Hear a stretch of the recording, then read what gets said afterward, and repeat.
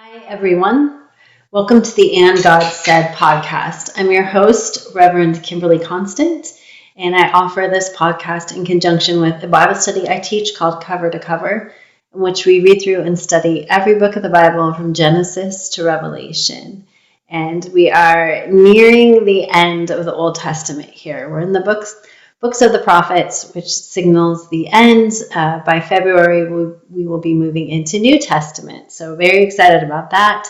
If this is your first time joining us, you can find more information about the Bible study itself on my website, KimberlyConstantMinistries.com. There's a sign-up sheet there if you'd like to get our weekly newsletters, which has reading plans and discussion questions, and also links to Zoom discussion groups that I have. I have 2 of those, and you're welcome to join that as well. You're also just welcome to be here for the podcast. I'm happy to have you, whatever brings you here, and excited today to launch into the book of Ezekiel, which is a unique, interesting, and a little bit wild book in the Bible. A lot happens, and there's a lot going on in this book. So this first lecture in the 2-part series on Ezekiel is going to set the scene for us. So that as you read, as you follow the study plan, if you're in the Bible study, you can kind of have some foundation for what is going on. So let's dive in. So looking at the timeline of the Old Testament and trying to situate ourselves, Ezekiel, he's writing around the time of exile, sort of at the very beginning of that exile. If you remember from way back in the historical books, there were actually 3 waves of that exile to Babylon. And so he picks up somewhere right after the first wave and continues into the time of exile. So somewhere around, 570 or so, 586, like in that time period. As I've been saying, the author is thought to be Ezekiel himself. I'm sure there was some editorial additions, as we know it happens with the Old Testament, but for the most part, most of the material comes from Ezekiel. And the dating of this is going to range around that time of exile. So some people put it as early as 593, others 570, somewhere in there, in that first wave. The genre is prophecy, and this book offers some unique difficulties, both for us reading it and for the scholars who have studied it. There's a complex history of interpretation, which I just won't get into the nitty-gritty of that, but lots of disagreement. The Hebrew is really corrupted, which just means it's garbled, or there's missing letters, or the scrolls aren't complete. And so everyone has to kind of piece together different clues to come up with the entirety of Ezekiel. So that makes it difficult. And then in and of itself, it's prophecy by its very definition can be difficult to interpret. It was in their time. It continues to be in our time as well. And then some of these visions that he has, it's just hard to pinpoint what exactly he's seeing and talking about. In addition to those 2 things, the material itself is out of order. It's not chronological. This reminds us of the book of Jeremiah, which we just looked at. And then there's questions about where and to whom Ezekiel was prophesying. Was he, only in Palestine? Was he part of maybe the last wave that got taken to Babylon? And so he's writing from Jerusalem.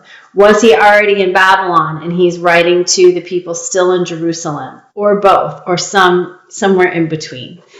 All sorts of complexities when it comes to this book.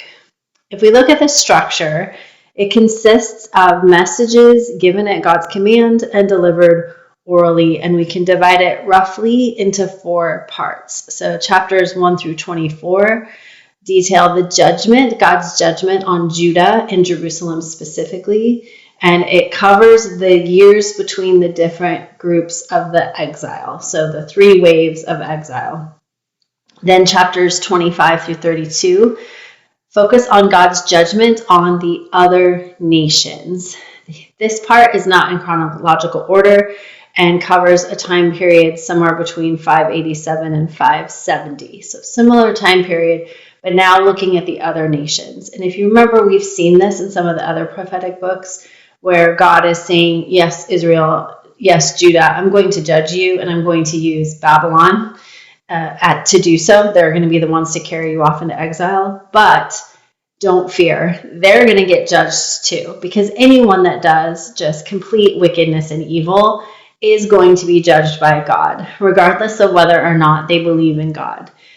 God is God of everybody. He's God of the universe. He's God of every single person who lives. And God expects, some sort of decency, if you will, just a basic human code of conduct. Even if you don't worship God, you still should not be murdering, sacrificing your children in the fire, all the horrible, detestable things that they were doing. So Israel's going to get punished and judged, but so too are the other nations. Then chapters 33 through 39 turn towards a more hopeful topic, which is the coming restoration of Israel and the rule of this Davidic Messiah that we've already seen hints of in Isaiah and Jeremiah. This Messiah is going to come and restore the fortunes of Israel. And then chapters 40 through 48 give us a vision of Israel's restored community. We get renewed laws for the priesthood and worship. We get measurements of the temple, division of the land, and God's glory returning to the temple from which a stream of life flows. This really feels like the ending of Exodus, where we got all of those instructions, the law, how to ordain the priests, what they needed to wear, the building of the tabernacle, and then when all of that was complete, God's glory inhabited the tabernacle. So it feels like that again, except this is a reimagined community. This is even better than it was before. So what do we know about Ezekiel kind of in preparation for what you're going to read? His name means God strengthens. He was from a priestly family, which meant, implications of that. He's familiar with the law. He's familiar with the ways in which Israel is supposed to be holy, set apart to God, and righteous. He grew up in Jerusalem, and now here's where it gets controversial. Some scholars think he was taken into exile early, that he was part of that first wave of exiles before the mass group, and some scholars think maybe not. I tend to think he was taken into exile early, and that he is writing this book of prophecy from Babylon, but it's directed at those Israelites that still remained in Jerusalem.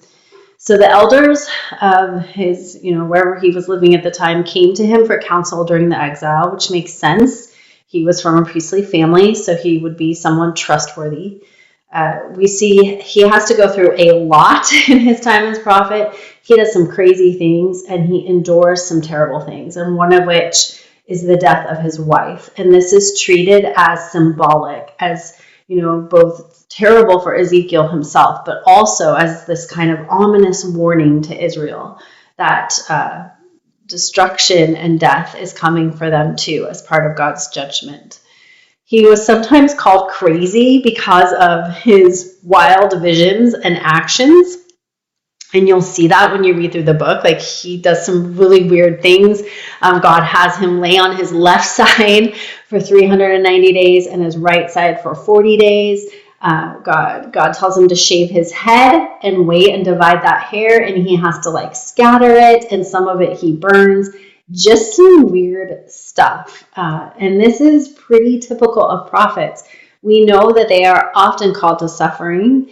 That's part of the way in which God demonstrates to the people that he is with them and in the midst of their pain, because the prophets themselves are not immune from suffering.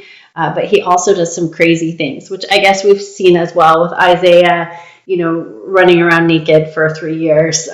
They are called to do some interesting things. He probably prophesied in Babylon to his fellow exiles, but also, as I said, back to Jerusalem. So he's giving hope to the people who are with him in Babylon, but he's also speaking to the people that still remained in between the first round of exile and the last round, the big one. And it would have been a warning, maybe we can turn things around, was kind of the thought process. So some things to note as you're reading, pay attention to his call story. That's always important when we look at prophets. And in these bigger prophetic books like Isaiah, like Jeremiah, like Ezekiel, we typically get their call story. In the minor prophets, when we get to that, we're not always going to see that call story, but here we do.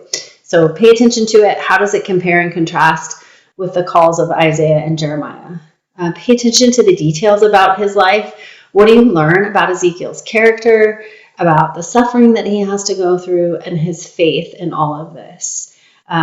Pay attention to symbolism and allegorical language and imagery. There is a lot here.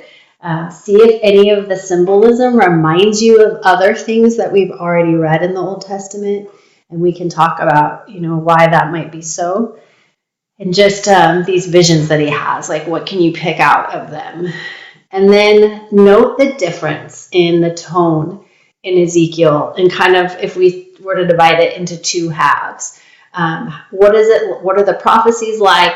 What is the tone like before, in the earlier segments? And then what is it like later on? Like, let's say chapter 34 and on. Does it change tone? Do the prophecies change in nature? And what can we extrapolate from that? All right, with that, happy reading, and I will see you on the other side to talk about the book itself.